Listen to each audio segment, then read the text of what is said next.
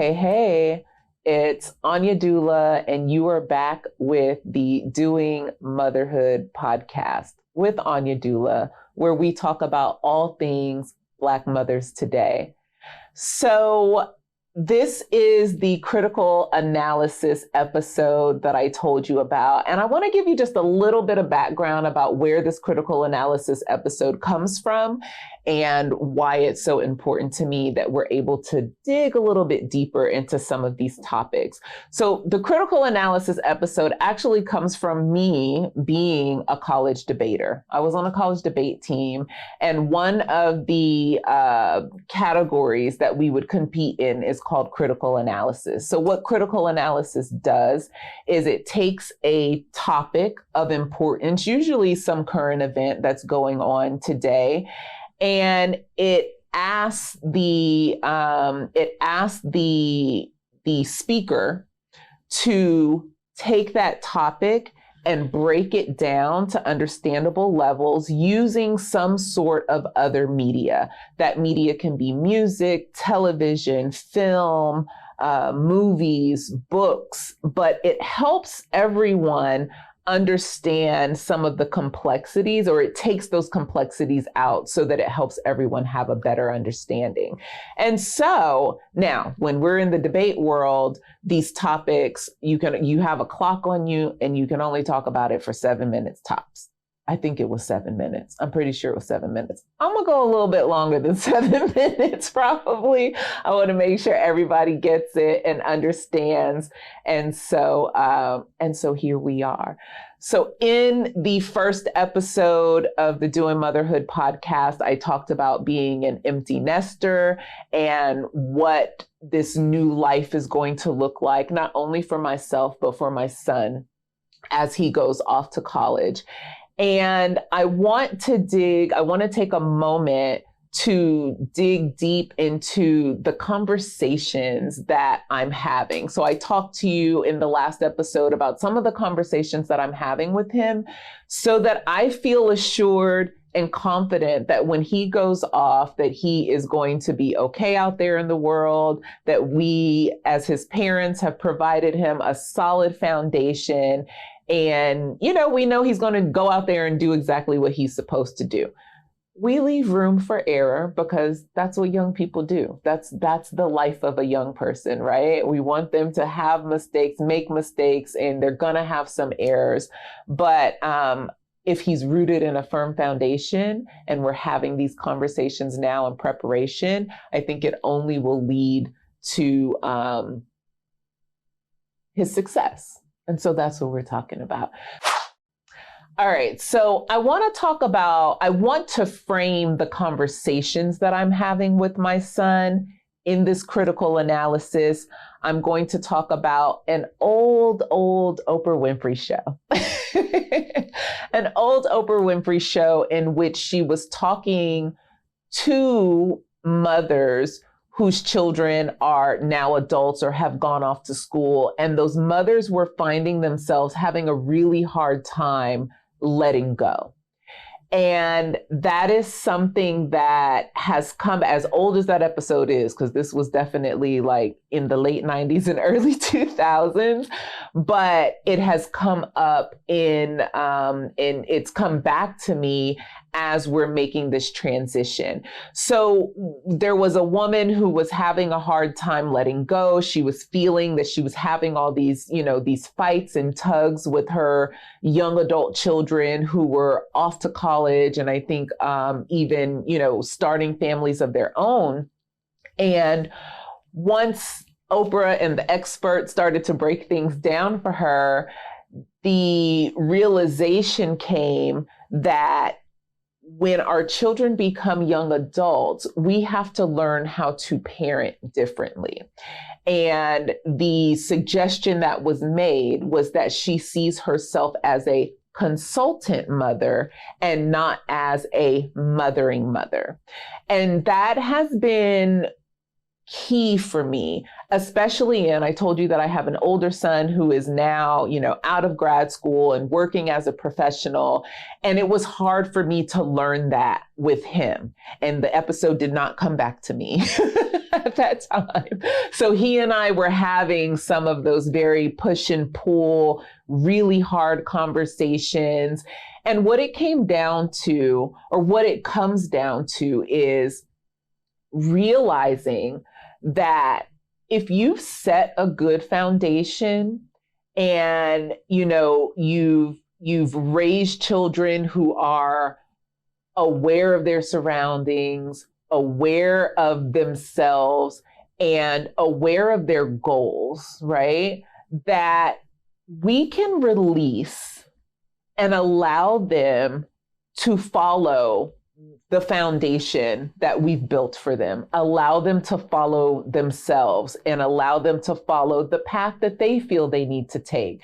And our role is to be less of that kind of hovering and you need to do, and I need you to do, and you should be doing this, right? We pull all of that back because that's what we do inside of our households.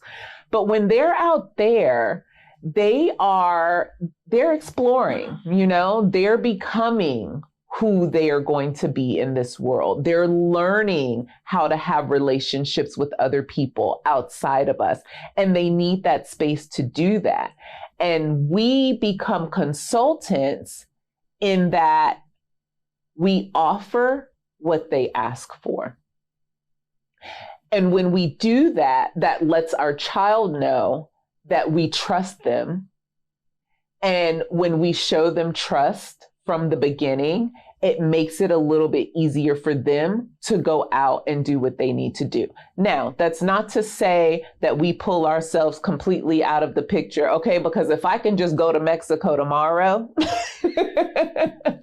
I'll be in Mexico tomorrow, right? So it's not pulling yourself completely away. It's not taking off all the reins all at once, but it's establishing a foundation of trust. So when I told you that I'm having conversations with my son about who he is, that's where that foundation of trust is coming into, We're having conversations about different scenarios that might play out. We're having conversations about very real scenarios that are playing out in his life and in our lives combined together right now.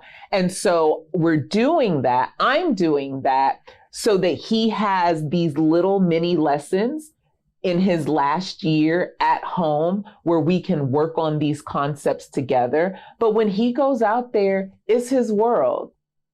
He's got to do what he's got to do. I can't be with him on that college campus. I don't want to be with him on that college campus, right?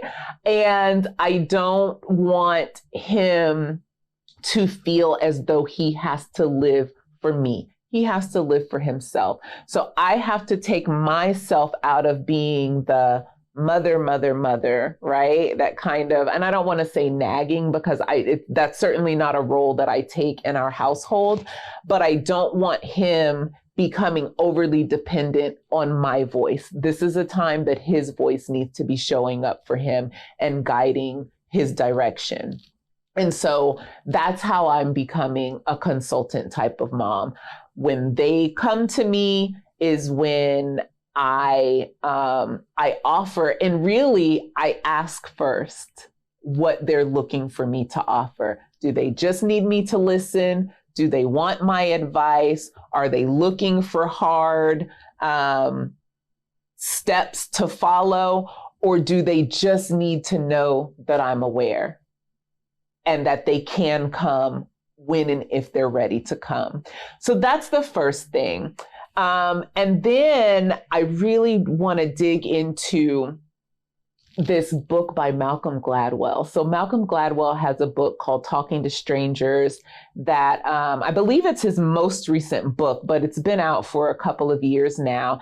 And there's a specific chapter in this book. So the overall premise of Talking to Strangers is that we meet strangers, and a lot of times we have this idea that we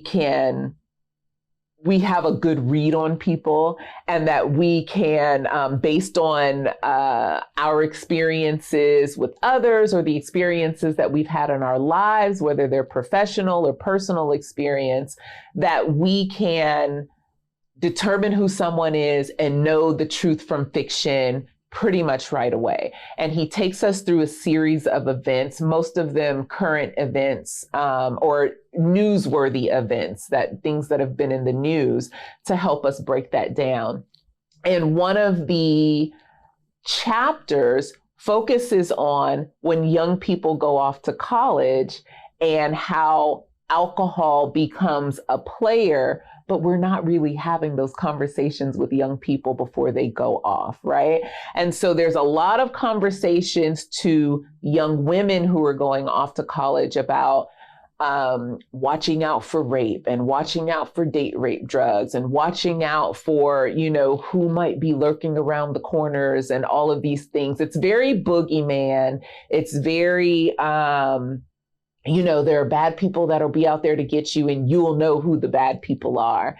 And for young men, that there's even less conversation about what it is, what it looks like to conduct themselves when they get to college campuses. But again, we're having conversations about sex, we're having conversations about drugs, we're having conversations about all these extra factors, but we're not having the real conversation about how alcohol plays into these factors. And so when I talk about making sure that young people have a sense of self-awareness and they have a sense of self-identification, we can talk all day long about don't do this and don't do that and providing scripts. But if that child or that young person does not know who they are and how they fit into the scenario, that's a young person who's easily swayed, no matter how many rules you've established, no matter how many times you've had these conversations. If we're not talking about them in it and making it seem as if it's everyone else around them doing things, and it is. It is. A lot of times it is, right? There are the parties and they're going to find themselves in situations where they are being peer pressured. They're going to find themselves in situations where they don't want to be the person in the room, right? And so they have to make some decisions. And if we have the real conversations. And so what Malcolm Gladwell was saying in that book is have the conversation about alcohol, have the conversation about sex, have the conversation about drugs, but have the conversation with your child about who they are and what they're doing and what their responsibilities are, not only to themselves, but also to other people. And then you have a well-rounded child or a well-rounded young adult who in those moments, you remember the moments, those moments come fast and heavy, okay? And some of us couldn't get ourselves out of those moments free and clear. But when that person has a strong identity of themselves, they can rely on their voice to direct them through it. And that voice usually leads back to the voice that was at home, right? That set that foundation, and that child will go on, hopefully, to make the right decisions and do the right things in their lives. So I'd love to hear from you. I would love to hear from the listeners. What are some of the hard conversations you've had to have with your young adults? What are some of the hard conversations that you've had to have with the teenagers who are living in your home now? And what things are you doing to help them identify themselves? How are they self-identifying? And when I say self-identify, I mean they know what they want. And so their spirit is what drives them.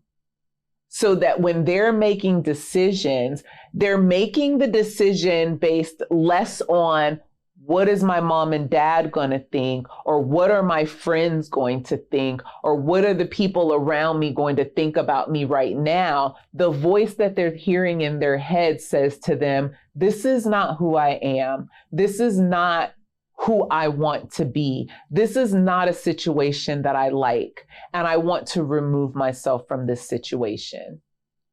That's how I think we need to think about it. You tell me what you think.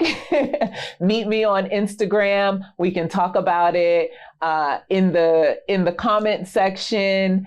And if you want to write in questions to the Ask Anya segment, we can talk about it some more there. I can't wait to have this conversation with you.